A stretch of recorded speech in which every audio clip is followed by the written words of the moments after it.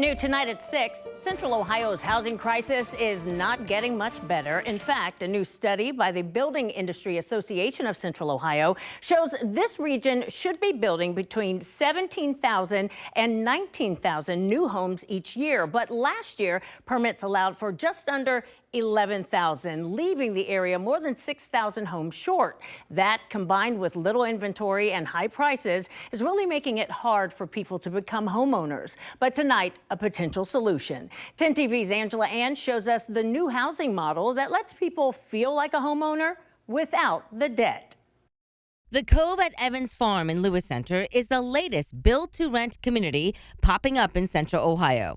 With 3-bedroom homes renting close to $2,700 a month, the appeal of living in a single-family home without the mortgage commitment is growing. The average new home in Delaware County is about $550,000, and the average existing home is $400,000 plus. So prices are high in Delaware County and throughout the region. John Melkai is with the Building Industry Association of Central Ohio. As the executive director, he says the build-to-rent model is helping alleviate our ongoing housing shortage. So when you're 6,000 homes short every year, the answer to housing has to be yes, and that means yes of everything at all price point and product type, including build-to-rent. Why can't we get onto the other side of that number? That's a huge question. There are three things that are holding up our housing construction in Central Ohio. Melkai says zoning laws and limited infrastructure like water and sewer are the biggest obstacles facing home builders. So is the actual cost to build a home. If you drive 3 hours west to Indianapolis, that number's $380,000.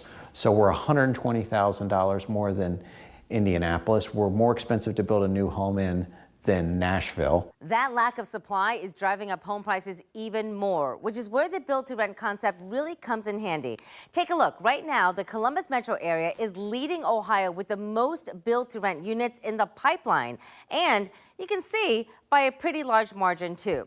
Now, this study by Yardi Matrix also showed cities like Powell topping the list, followed by Delaware. And if you look all the way down, you can see where Westerville and West Jefferson round out the top 10. Doug Ressler is with Yardi. Do you feel that, given what you've seen from the data, Ohio is building enough of these BTRs to match the boom? We think that the boom will continue, different by market, but still the same premise holds, that it's about $1,000 to $1,500 cheaper to rent as opposed to purchase.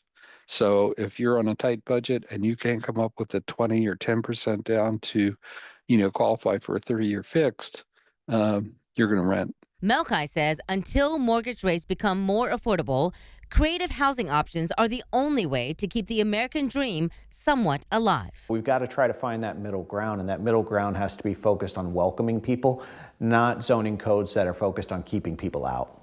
In Lewis Center, Angela Ann, 10 TV News.